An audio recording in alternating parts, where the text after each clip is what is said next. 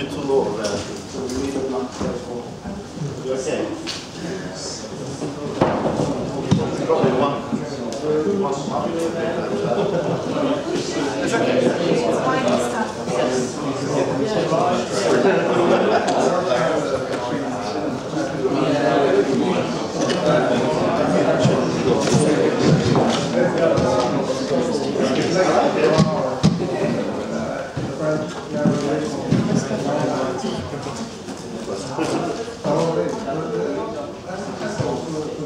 Okay, so we're starting. It's a pleasure to see this room so full. I rarely see it that full, so it's really, I'm so happy that I see that. So you see here, I have to tell, we have several sponsors this time. So British Logical Open is helping us to fund student grants. SIGSA helps us with refreshments and lunches. And finally, the School of Computing here in Dundee has kindly offered us to use this space free of charge. And so it's also a huge support to have this building all for us for 2 days. So I thank all the sponsors. And I'll come with more thanks as well in a second. So to start with the venues, so this where we are is called Wolfson Lecture Theatre. So if you see Wolfson somewhere, Wolfson on some signs is here. And the street is exactly the room where you have all your posters. So again, if you hear local people in the universe say, well, have you left your bag in the street? So it's not exactly in the street, it's in that room where we have our posters. And there we're going to have all our coffees and lunches. Another place, another venue of the workshop will be Apex Hotel, where we're going to have dinner today. And you have all the locations on the maps, either in the printed maps that you got with your registration pack or on the web page. Jonathan was kind to put all the maps on the web page as well. And but if you're unsure, please approach either me or Jonathan. So Jonathan will stand up and say hello. He's the second organizer. Nothing of this would happen without him, because I wouldn't agree to organize a conference without him to start with. So that's my thanks to Jonathan.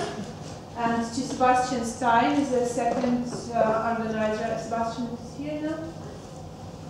Can't Sebastian? Oh, but he was at the registration desk, so he's a PhD student in computer vision here. And also thanks to him. Automated Reasoning Workshop Program Committee also helped in different stages.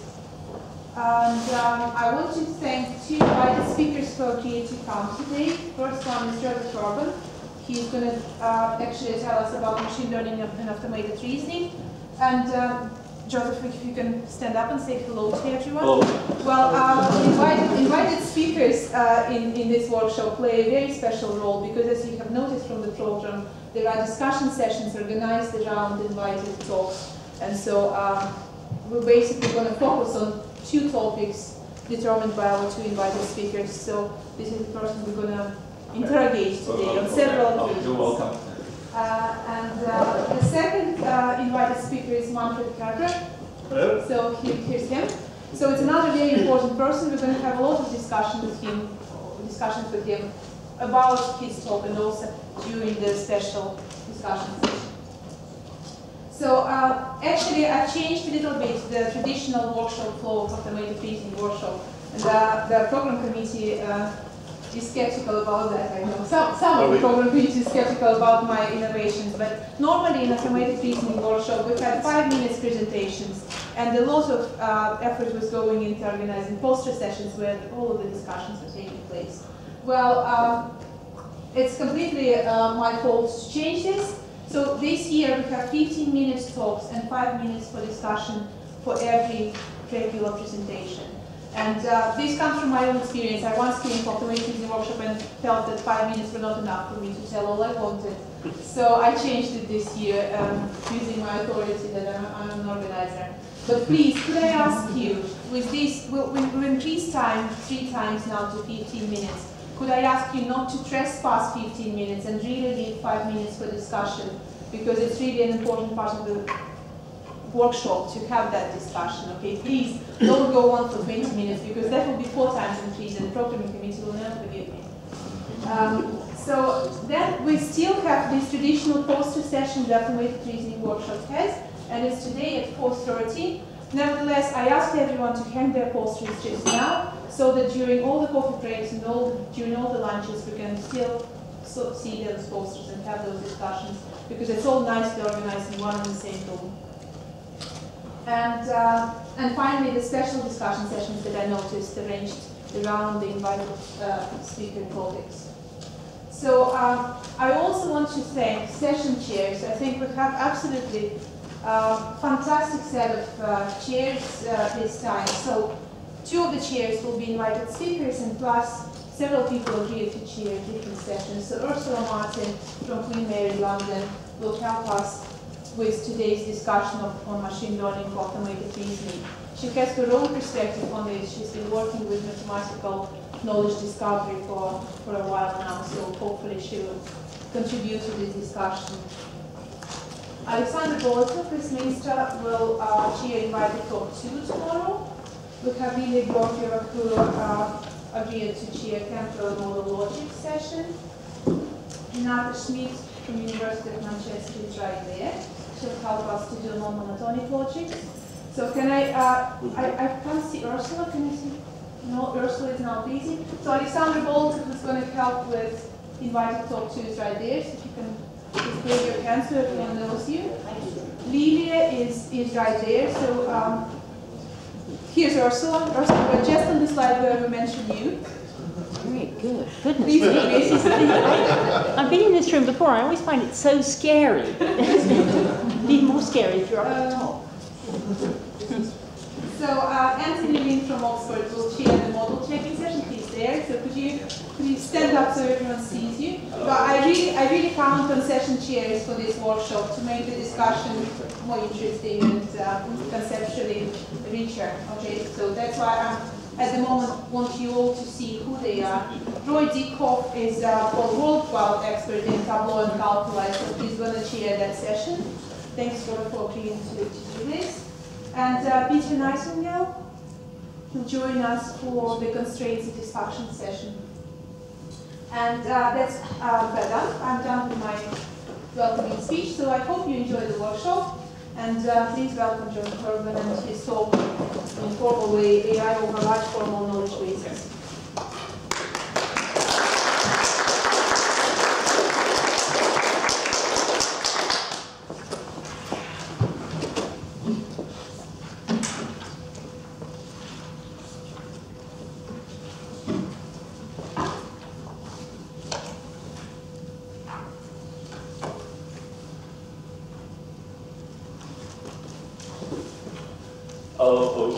Hi.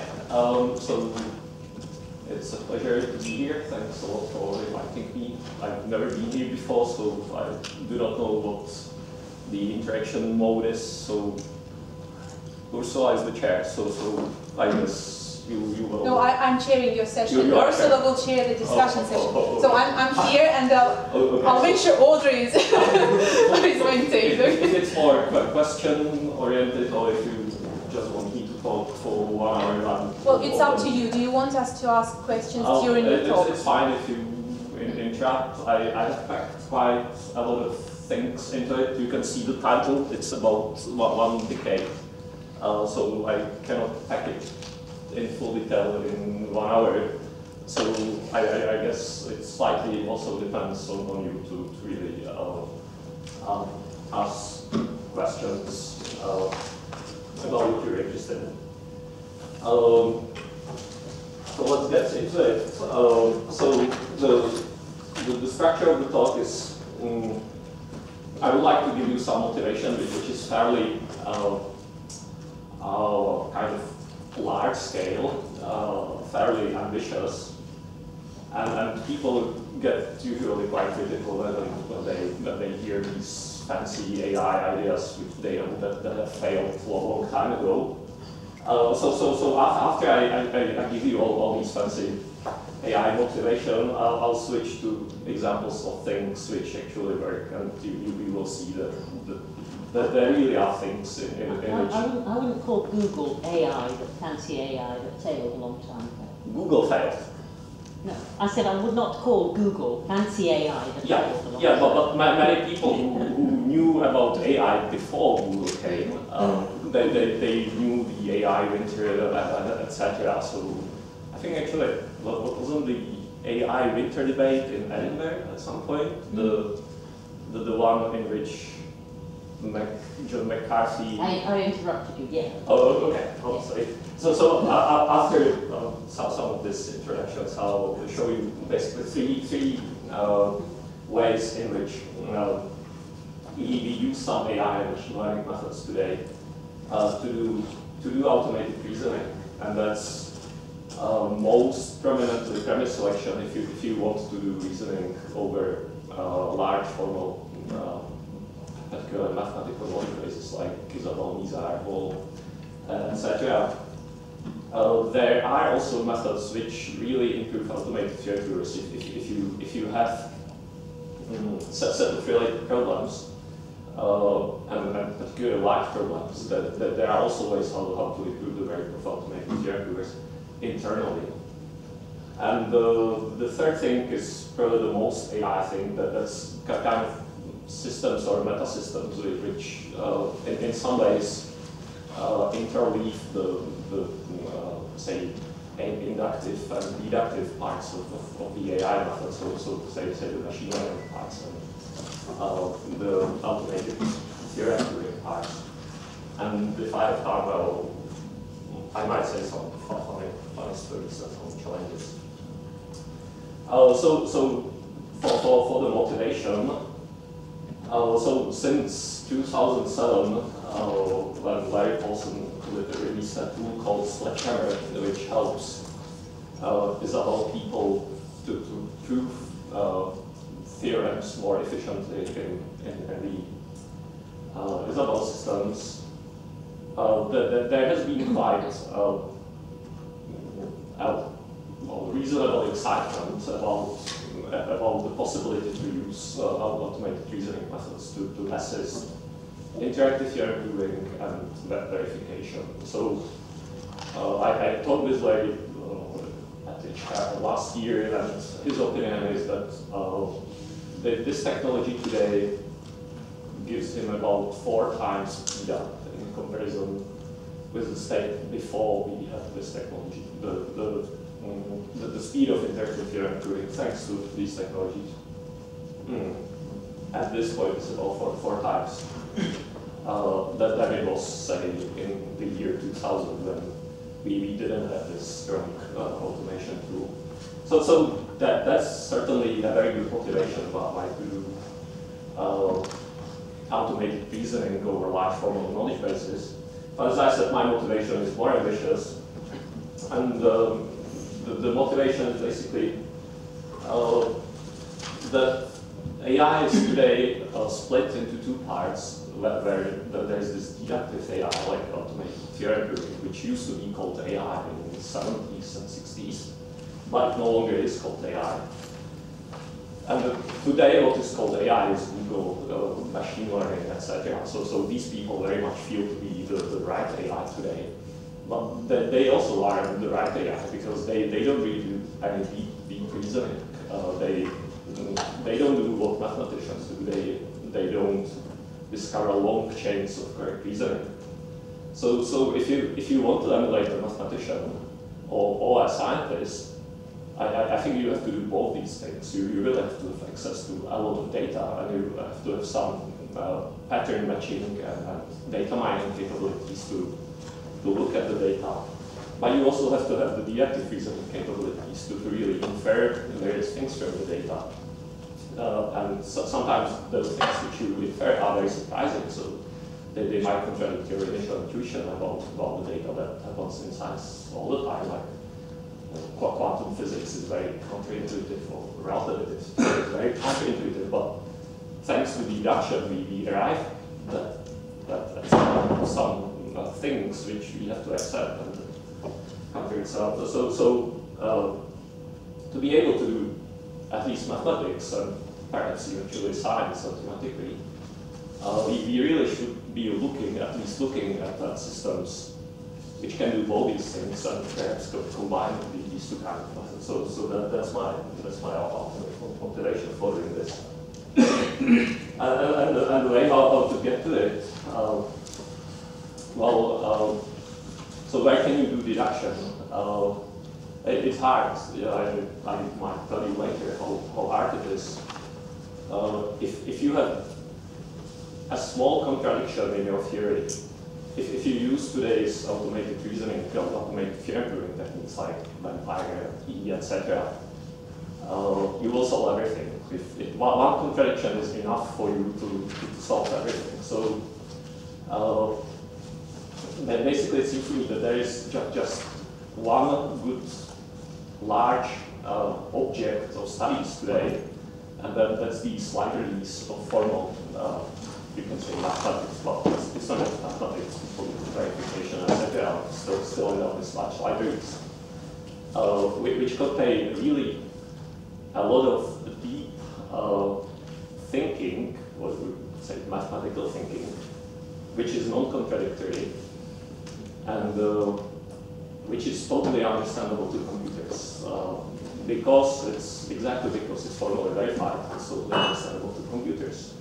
So you can do very deep deduction on that. That's what all these formal people do. They really explain things to computers and ensure that it's non-contradictory. But because it is big and because it contains a lot of human thinking developed all over the past centuries, like deep mathematical theorems, like Brouwer theorem, geometrical theorem, measure theory. You really have a lot of things in these theories these days. You can also do all kind of inductive AI on that. You can do all kinds of data mining, machine learning on that, etc. So it seems to me that it's a very good object for starting to develop these methods which can combine these approaches. So that basically what happened in the past 10 years. The Mizar library, which is, I don't know, 100,000 theorems, the Isabel library, which depends on how you count, 20,000 to, I don't know, 50,000. The FlySpec library, this hotline system by Tobias and his team. All these things have been, in a non-contradictory way, made accessible to tools like, first of all, the automated theorem provers. So that it took quite a lot of time to develop the translations from the logics of those systems to the logics of, say vampire, etc. But today we can say that on some basic level it's done, and we can really develop the AI methods. And once we have these kind of corpora, we can really get into development of all these AI tools. So we can develop all these deductive tools like ATPs and SMTs and decision procedures.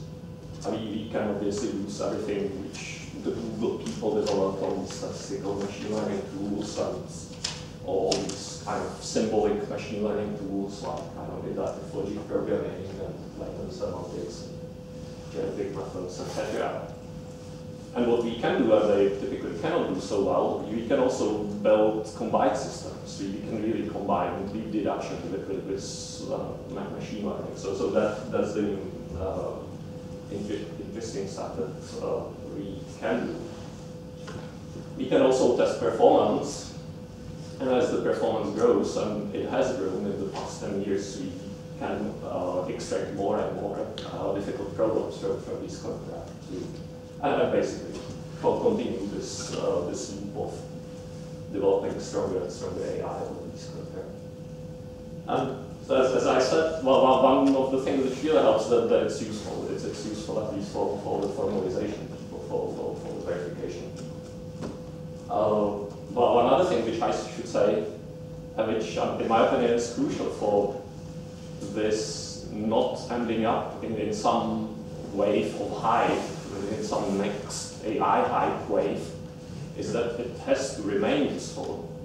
So it's not enough to have some cool idea and publish papers about it. The way to move forward is that there has been lots of cool ideas already, and you really have to implement your ideas and test them against what already exists, because otherwise you might be inventing your terminology and inventing something which already exists in a different color, or somewhere in some theorem tool, etc. So it's really important to proceed cautiously by building benchmarks on which you very rigorously test what works and what doesn't work, because so sometimes you get really surprising results, and this is, I should say, it's highly experimental science. So it's really data driven. It's you can do a lot of thinking, but you should also get a lot of information from the data. Yeah, I'm hereby encouraging you to, if you are interested in doing such things, there is the CASC large theory bash competition, which started already in 2008. And so if you think that because the state of art is still fairly low, I would say, you don't do any fancy things, you can still improve things, I would say, by fairly simple methods. So if you think that you can improve things, then definitely look at the CASC competition. It's this year it's Lake Placid, but you don't have to go there. It's part of the CAPE conference. And enter your system. You will get a cool T-shirt. And if you went last year at the Turing conference, we actually got serious money for Google. There were £9,000 of prize money for Google. So this was the motivation bit. Quickly about the corpora that we have. So as I already mentioned, we have MISA-ML, which is probably one of the largest mathematical or oldest mathematical libraries. It's kind of the motivation is to have this Bourbaki style development of mathematics, only really formal and written by humans and sufficiently human understandable. And the first translation is really 10 years ago in March 2003. Then at about there's always been people working on the whole logic of its translation to threshold logic. I think one of the earliest ones was John Harrison, who I think already in 1995 implemented a fairly useful threshold architecture in whole light, which is called the Mason tactic, which is model elimination theory. And then since then there were people like Joe Barrett and Larry Paulson, Gia Meng, Jasmine Blanchet, who basically developed these translations further and further. And as I said today, since 2007, the Sledgehammer link is a link which takes your Isabelle conjecture, translates it to first order logic, sends it also to higher order logic. These days we also have automated higher order theorem viewers. Sends it to one of these theorem viewers. If they prove it, then you try to reconstruct the proof back in Isabelle's line. And various methods, etc.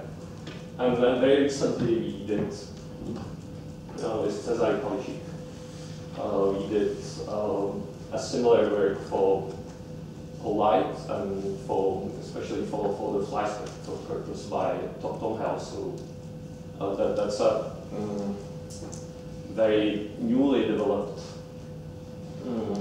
formalization, which Tom Hales is a mathematician who proved the Kepler conjecture, the conjecture about the optimal stacking of balls, spheres in space.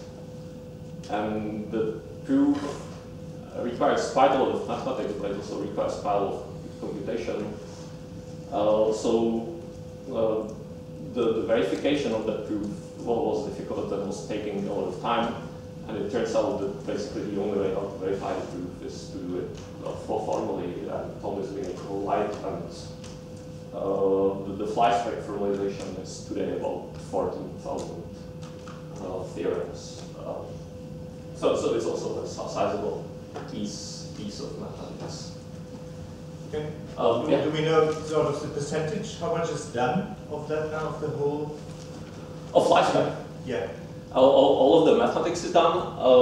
There are the computational parts which need verification, and that's kind of challenging because it might need quite a lot of resources, because you really need to certify the computation instead of just running it.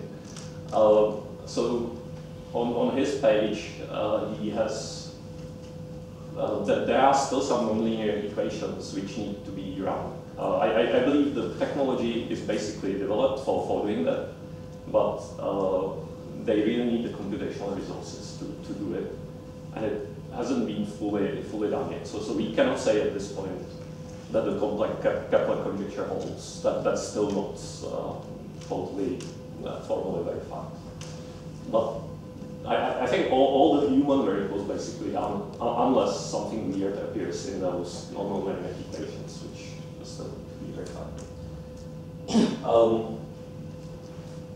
Yeah, well, one interesting thing is that on top of these corpora, we develop this interesting kind of AI stack. So we have all these ATD calculi, which partially are developed because of other reasons. For example, the SMT solvers are extremely useful for verification.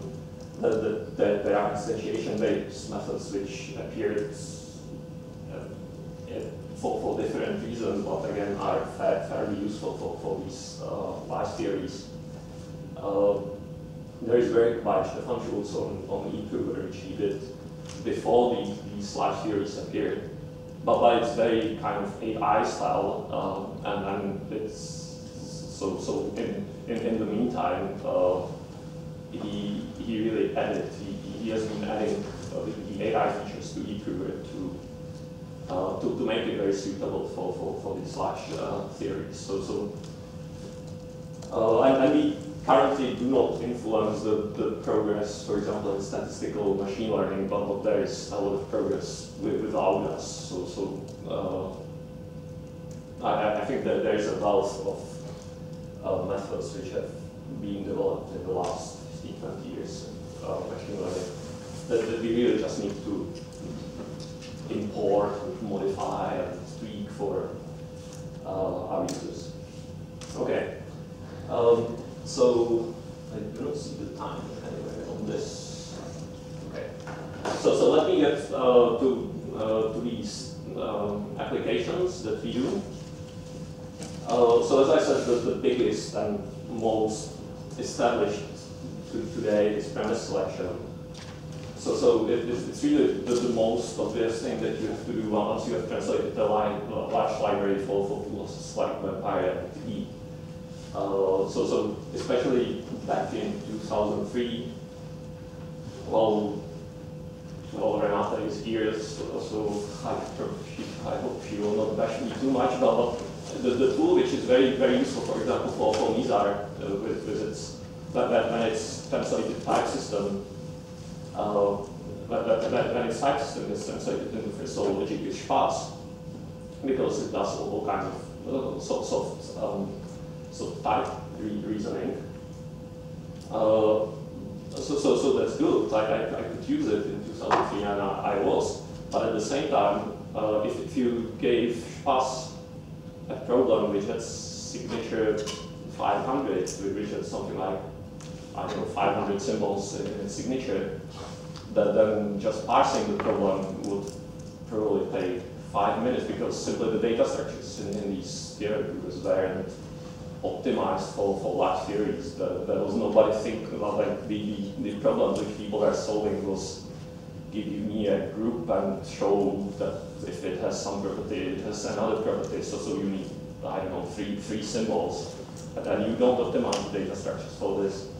So loading large numbers of axioms, making indexing structures for that really developed in the past 10 years. So for example, giving 1,000 axioms to a theorem prover in 2003 was basically impossible. So you really had to have external methods which would select the right axioms and give it to the theorem prover.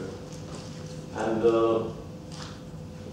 one way how to do it is to really use learning. So people are doing it in various heuristic ways. Like the first heuristic developed for Isabel was just, and it works pretty well if it's reasonably tuned, is kind of symbol-based chasing. You take the conjecture and you are looking at the axioms which have the largest overlap with symbolic overlap with the conjecture. Then you get your first generation of axioms, and then you are looking at the next generations of axioms which have the largest overlap with the first generation, etc. So that's one heuristic which was later developed by Christopher, which is called sign these days, it's slightly different from such another heuristic that's a similar idea. But you can also really use machine learning. So if you have your database of say 50,000 theorems and proofs in your library, and then imagine somebody gives you the next conjecture. It contains the symbols which already a lot of theorems have been proved about those symbols. So one thing how to do that is to look at those theorems which are used to prove things that are similar to your current conjecture. So one way, this is really a machine learning problem. You can characterize the conjecture using some features. For example, the symbols in the conjecture. It's like giving a Google query when you put keywords. So your keywords are the symbols which are contained in the conjecture. And what's the answer? What's the Google hit list which you get? Well, that's the theorems which are most useful previously for proving this kind of feature characterizations. This is obviously very close to what linguists are doing. But I already mentioned Google. You have a large set of documents, and you have large sets of features of like words in them. You can readily take lots of research which already was available in linguistics. So the first thing I did was to take a toolkit developed by a good linguistic group in the University of Champaign by Denrod, who had a toolkit following this large-scale learning, and just using a fairly simple machine learning method called naive Bayes, which if you heard some basic AI course, I got something like 70% coverage or recall in the first 100 recommendations given by this simple Google. So if you train on previous proofs, and if you take the next theorem and then you know how it was proved in your library, and if you let the machine learning system, the Google, advise you what would be the good premises, the good lemmas and definitions to prove this this new conjecture, then if you take the first 100, then 70% of the ones which you need will be there. That's what we call the study. So that's fairly good. And obviously, many people were looking like typically, how do you get a funding proposal rejected? So somebody looks at it and tells you that mathematics is undecidable, and that you have Galois completeness theorem, etc. Well, all of that is true. There are certainly random parts of mathematics, etc. But these results tell you that in these mathematical libraries, there is not so much randomness. But like very simple machine learning algorithms can give you a very, very nice recall that's how humans do mathematics.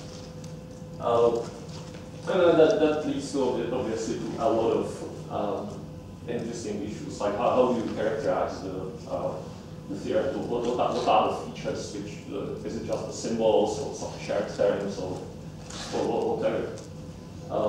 What would be the labels you would be using? You can use all the names of the previous theorems in your library, but you could also use the names of the tactics, for example. You could somehow combine them, etc.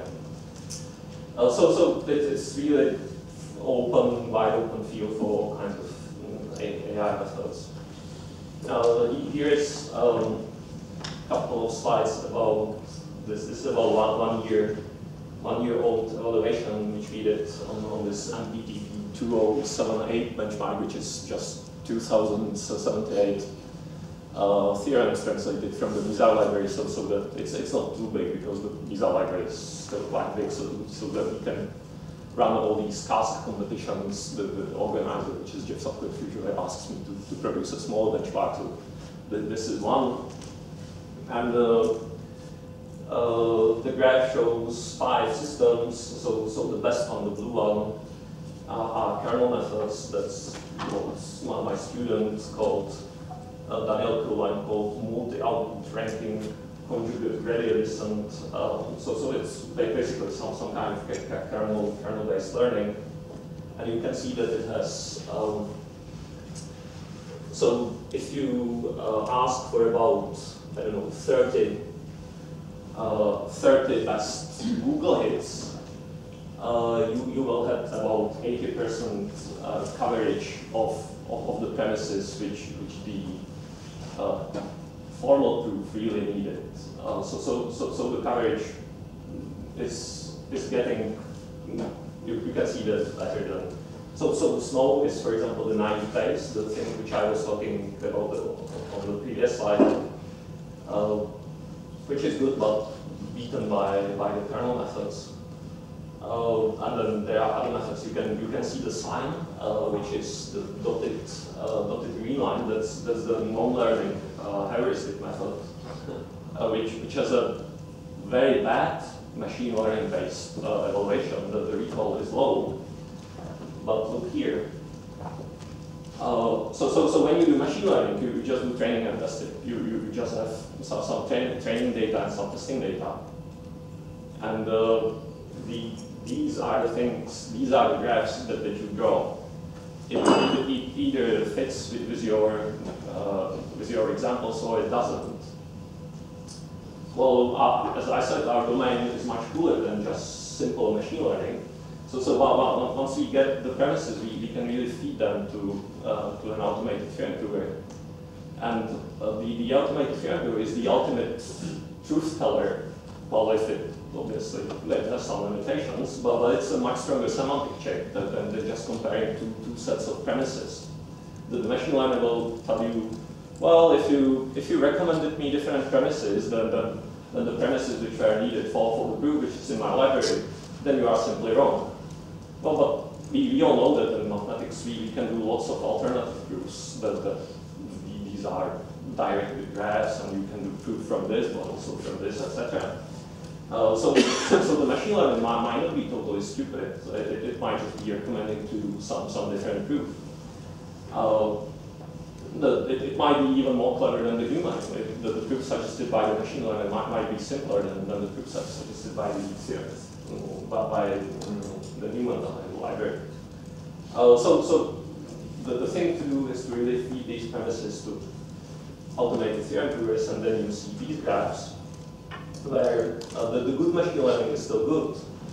The naive base learning is also good, but you can see that the red line, which is the sign method, the sign heuristic, which doesn't do any learning, is also comparatively very good. So from the previous slide, where it was the second worst, you would expect that its ATP performance will be bad, but it's not the case. And the reason for that is that sign kind of suggests proofs which are quite different from the proofs which are written by mathematicians in the formal libraries. So that's one of the very interesting issues, like this alternative proofs and how to handle them in your machine learning application, how to get to them. Well, one way when you see two different methods that are both good but very orthogonal, but one field of machine learning which is quite profitable is this ensemble methods, where you just by various methods combine different rankers. So that's what we did in a very basic way. And indeed, the red line here is a 50-50 combination of the best learning method, of the kernel-based learning method. It is the sign ranker, which doesn't do any learning, And voila, you can see that it's basically 10% better than the performance of the best learning method here. So the best learning method gives you something like 726 solved problems on this 2,000 big data set, while the combination gives you 797. So again, a very simple trick from machine learning. It increases your performance by large numbers. And another thing which we tried, well, not to learn from the groups which are exactly in the library, in the human written library, but to learn from the proofs which are replayed by the automated theorem provers. Because the automated theorem provers typically shorten the proofs. So the way how an automated theorem prover gets to the proof is much more exhaustive, while the human constructed proofs is kind of much more directed. And for example, all kinds of decision procedures or type mechanisms may be used by the human-based procedure, which draws in a lot of dependencies, which, when you do things exhaustively, are actually not necessary. So the ATP system, if it is able to replay the formal proof in the library, it typically, for example, halves the number of theorems that are or axioms that are needed to prove the theorem. And that gives you a much better data set to learn from. So if you learn from such a data set, it's as you can see here, it's again about 10% better than learning from the formal proofs which are in the library. So these are kind of data improving steps which are very useful when we deal with this. So that was this MPPP 2000 benchmark, which has been used for about 2 to 3 years now in Pascal, DB, etc. Here are some latest data on the flyspeck corpus. So we really pushed all these evaluations fairly high there. We tried more than 600 combinations of different feature characterizations, different pre-processing of the data, different learning methods, different ATPs. And then in November, just 4 months ago, we got 39% of the 14,000 flyspeck theorems we can prove totally automatically. So you don't have to do anything. If you have proved your 5,000 theorems in the flyspeck development, so the flyspeck development grows from 0 to 14,000. So once you have proved your 4,000, and you are trying to prove the 4,001, if you learn from the previous proofs, you have a 39% chance of proving the next one fully automatically without any work, basically. And then very recently, we just by a very simple machine learning improvement, we raised it to 45%. So actually, so these data are using 14 combination of 14 different methods. But if we go to, I don't know, 50, then we can do 50% of the flyspeck theorems fully automatically. One interesting aspect I already talked about is that mathematicians are good, but not always so good. So very often you find simpler theorems, and sometimes the theorems are really much simpler. And I kind of do not have the internet connection, but so here's a piece of whole-light code written by John Harrison, who is really one of the best for formalization people ever. And he was trying to prove that the face of a polyhedron is also a polyhedron. I really cannot click it because I can't. Okay. So this theorem is written in whole light. It's not very so logic. If you look at it, it says that for all s, so that there is a real to n to blue, which is a predicate on Cartesian predicate real numbers, Cartesian Euclidean space. if you assume that this is a polyhedron and C is a face of it,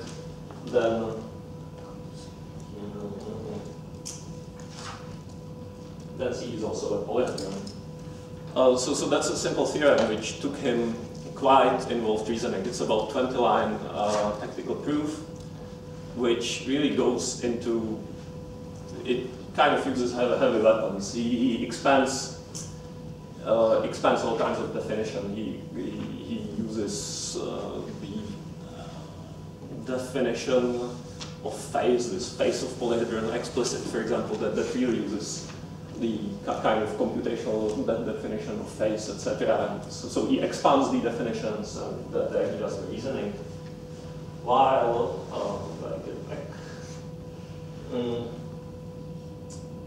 while the proof found by the theorem prover, by this premise selection plus theorem prover, is much simpler. So it just found for previous theorems, for quite simple facts which were already proved about phases and affine hull and convexity of polyhedrons and intersections of polyhedrons, which give you the proof of that basically in one line. You could prove it using methods of practically on one line. So that's just one example of how these things sometimes produce better theorems than what the humans can do. So for the slide, just to give you a view of what we do when we develop this thing. That's the holy hammer, like you might know the sledgehammer. So for whole we did the whole hammer, but holy hammer sounded better. So this is the architecture of a service which now serves the fly spec and all like for formalizers. So it takes a query, it will here obviously type checks it, and it creates all the possible feature characterizations. It computes, it runs the various machine learning algorithms which give the advice, and again we run in parallel many of them. Once the advice is given, we run different theorem proofs with different number of premises.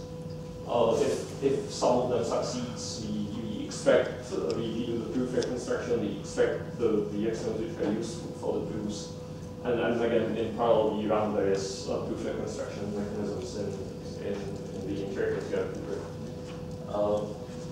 So that's a highly parallelized thing today. It runs about 25 different complementary methods, complementary combinations of these machine learning algorithms, theorem proofs, etc. So that's premise selection. That's very size usual premise selection. Now to some things which are not so much developed. Well, saying that they are not so much developed might be an overstatement. So there are a couple of methods inside theorem proofs today which do use, you could say, machine learning or some kind of AI guidance. I think one of the best known, which appeared totally independently of this large theory work, was the hints guidance developed by both Verov and Belnacune, obviously, for Otter and later for Tuber9. So that basically, in some sense, that learns from previous proofs, and the way they use it is to kind of train Otter or Tuber9 on easier proofs to make it able to solve harder proofs. And the way how it's done is that they basically extract and to some extent abstract the necessary steps, the necessary intermediate lemmas which were found and which were needed for the proofs of easier things. And they put them into a hint list. And the hint list serves as a search guidance. So when you then attack a harder problem, what you do is that, so you have this given clause loop in automated theorem theories, and obviously the major choice point there is which clause you should choose. And then the hint list tells you, well, if you inferred something which matches, or which is matched by subsumed by some of the hints which we know are good, then you should prefer these clauses in the given clause algorithms. And so this has been in some sense, this has been with some abstraction added to it, used also by Stefan Schulz in his PhD work on eProver, where he kind of took it further, because he does the abstraction to a much higher level. He kind of develops higher order, second order patterns from the lemmas, and then during the proof search he does matching over these lemmas. So that's definitely some kind of near sniper method, which at least Prover 9 and eProver already implement.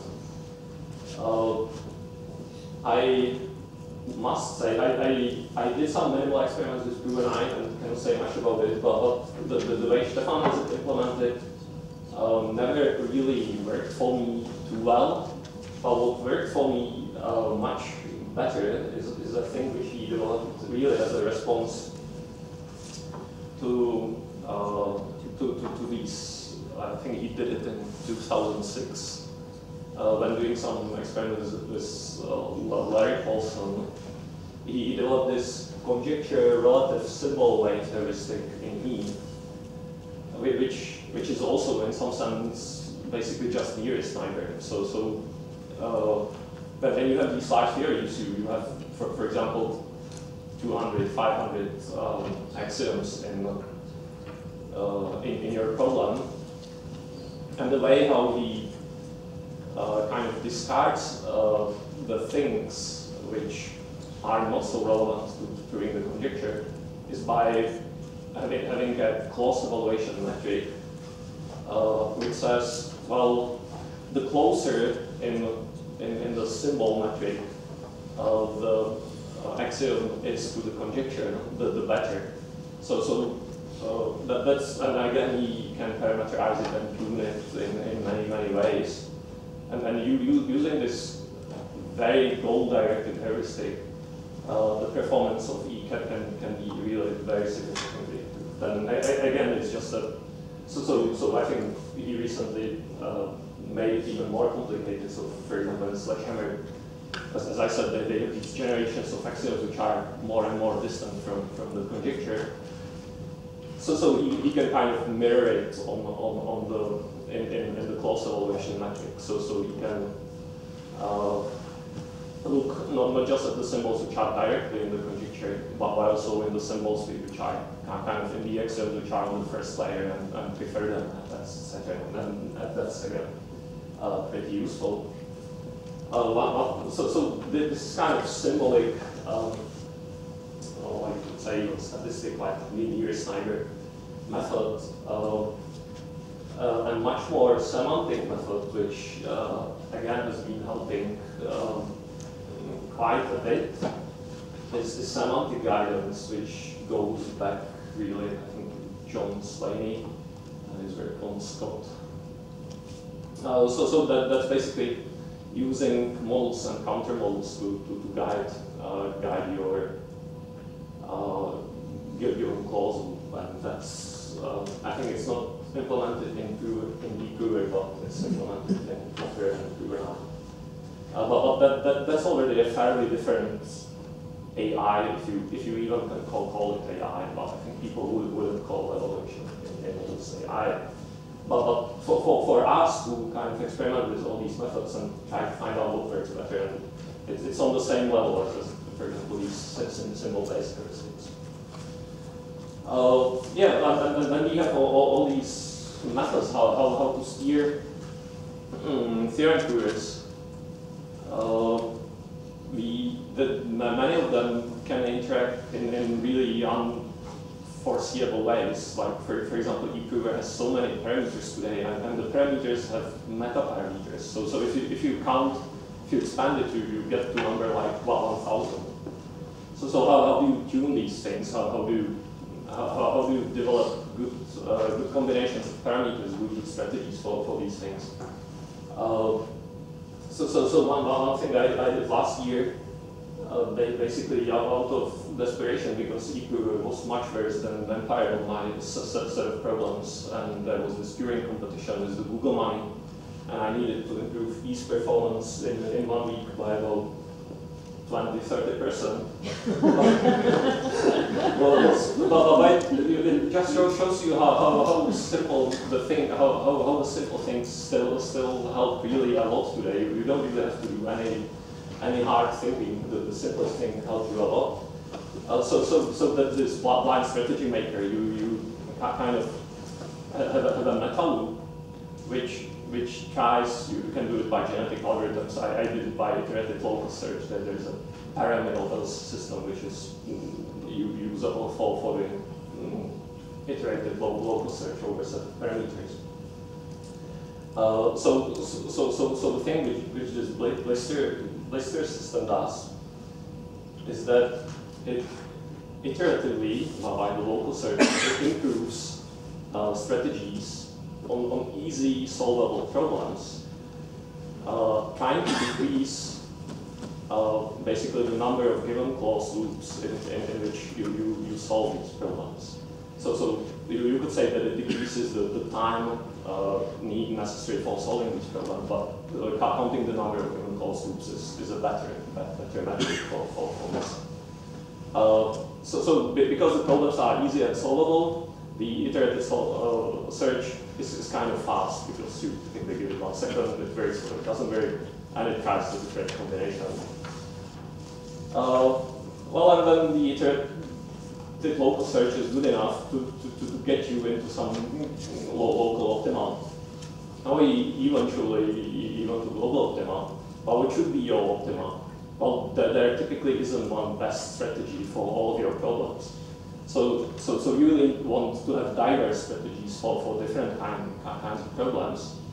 And the thing which this blister does on top of these iterative local search is that it kind of co-evolves the classes of problems which have the same characterizations, where the characterization is what kind of strategies are good for these problems. So you use the strategies as a way to characterize the problems, and you use the problems to evolve the strategies further, and you get some kind of a loop in which this kind of co-evolves. And if you run it for 30 hours, it gives you a boost of basically. I think I ended up with 25% improvement. How quickly should I be silent? If you want to have 10-minute questions, sort of thing, then it's probably about now. Okay. Because we started 10 minutes later. So you had your 50 minutes now, so it's your decision. If you don't want to have questions now, you can continue for 10 minutes. I think I can do probably 2–3 minutes, and then we, okay. Well, so as I said, a very simple AI approach gives you relatively a lot today. It's just no hard thinking, just run your loop and let it grow things by itself. And I don't know how much slack we still have, but so far there's been always quite a lot of slack. So there are several meta systems which can do this kind of self-evolution. This blister is one of them. The other one is this malaria thing, this machine learning for automated reasoning. And that really co-evolves. Well, it kind of interleaves the deduction, the running of the theorem proofs, and getting the proofs and learning from the proofs, because there is a positive feedback loop between them. Like the more proofs you get, the better your premise selection gets, and the better your premise selection gets, the more problems you solve. So that can again run for I ran it for months on the whole GitHub library and was still producing new solutions. So this is the picture, this is the architecture.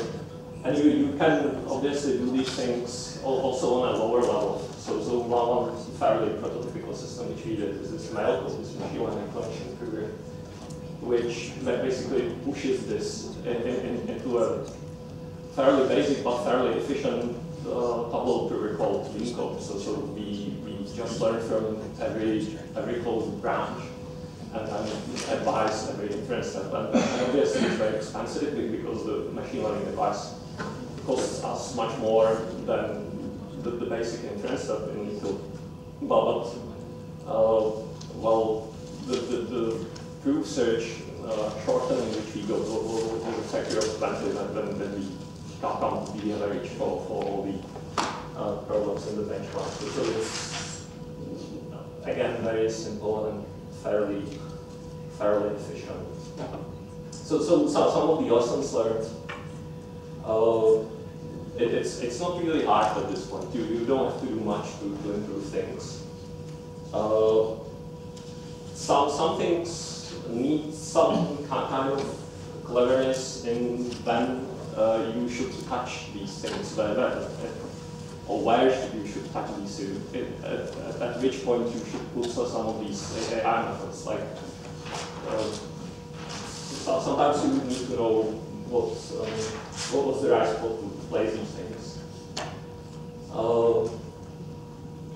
Yeah, no, definitely the evaluation is a very important point. Like if you do not evaluate, as I said, this is an experimental science, and you will end up writing dream stories. The evaluation is very important. But one of the funny stories is that it's really fragile. So at some point, Larry Paulson had this first translation of Isabel Phraseology, but it was consciously unsound because it was more efficient if it was unsound than the reconstruction in Isabel. But then it gave it to me, and this machine learner, this malaria, learned on the unsound proofs, and it found the unsoundness in basically every problem, and then proved all the problems immediately.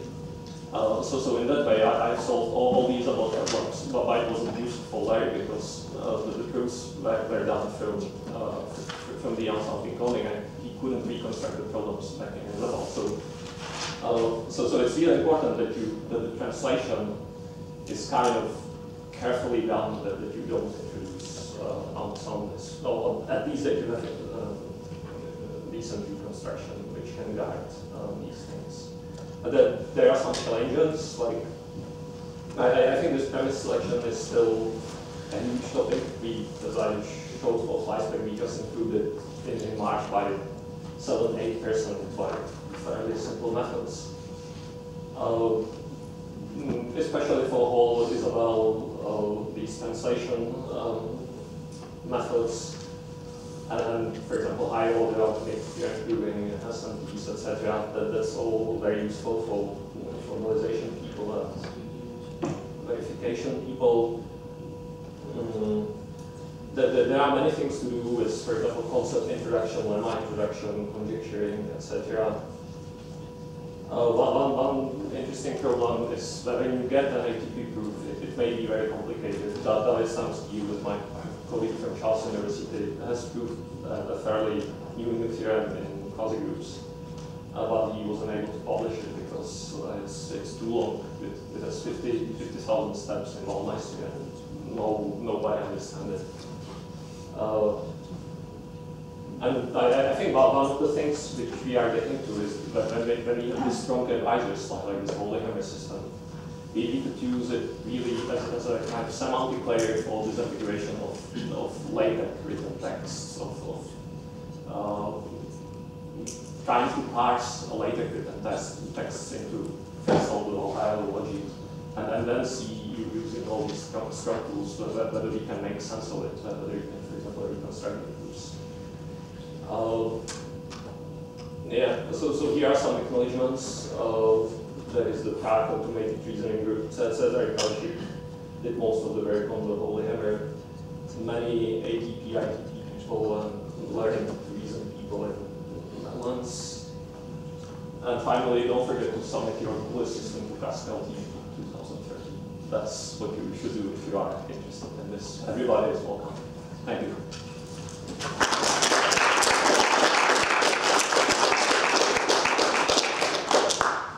About 4 or 5 minutes for questions. So. Yeah. How did you build, or how did anybody build, a repository of 100,000 theorems? Hard work. So these things, you are really asking how are these things funded, or Did someone just sit down and write these out? Yeah. By hand, one every 5 minutes for 30 years? Yeah. Or whatever? Yeah. So these things are called interactive theorem provers or proof assistants. There was a project called QED about 20 years ago where people really argued that this is the way how to make mathematics and eventually science accessible to computers, and really were discussing how to do it in a reasonable way. Today, for example, I have Wikipedia, so one way how to do it is to kind of crowdsource these things to students, etc. Like the way Tom Hales did it for the Kepler conjecture is that from his not so big US funding, he was paying a group of very, very good mathematicians in Hanoi in Vietnam, and they were formalizing the proof of Kepler conjecture for him in Hanoi. So he has a group of 10, 12 collaborators in Hanoi. The Mizar people, they have basically just enthusiasts. They never got any decent funding for doing this. But they are really very enthusiastic about it. So they just, each time they see a mathematician, they ask him, why don't you formalize your proof, etc. It's kind of viral. If you get into it, you may even start to like it. There is a Georges Gourdier that's proof of the 5 constant theorem, which is an initial step to do the classification of finite simple groups, and he did it. I think it took him about seven years of his life, and there were many people who were helping him. But today he has two books leading to a fairly advanced mathematical result, fully formalized in code, and that was I believe funded effort by all kinds of funding agencies. So. And how do you avoid duplicate theorems in the repository? Or by using ATPs, for example, by using automated theorem provers. One thing for which these AI ATP methods are pretty good is discovering that you are proving something which has already been proved.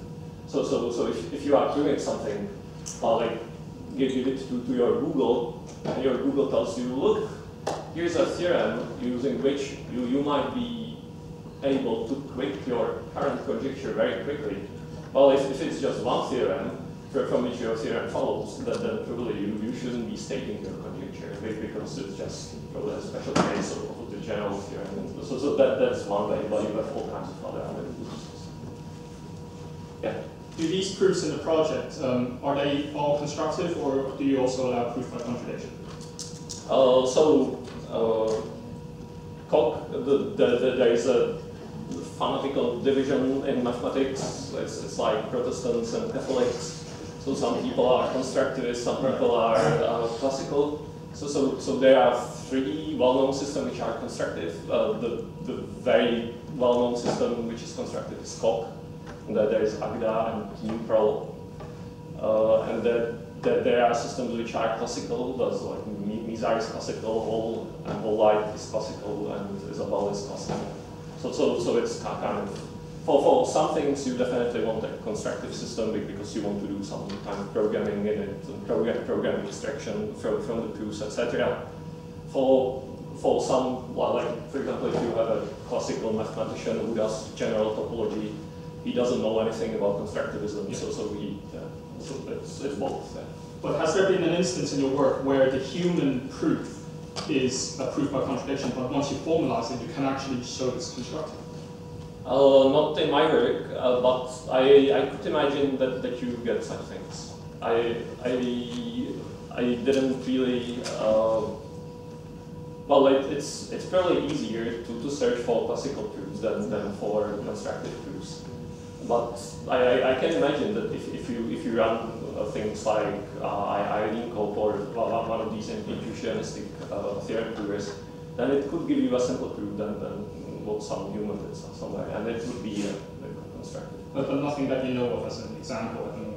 Well, but I think if I so I live in Nijmegen, where we have quite a few constructivist people who think very strongly about that. We have the Brouwer seminar there. So I'm totally convinced that if I ask one of these people, they will immediately give you an example. It's just that I do them yes. But if you want to, I can check by. Yeah. Maybe one last question before lunch. No? Lunch is better? Then lunch. And we'll come back here. If you need to schedule your presentation for the next talk, please do it during the lunch break.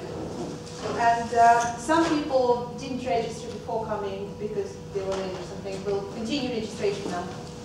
Okay, see you in 1 hour, a bit less than that.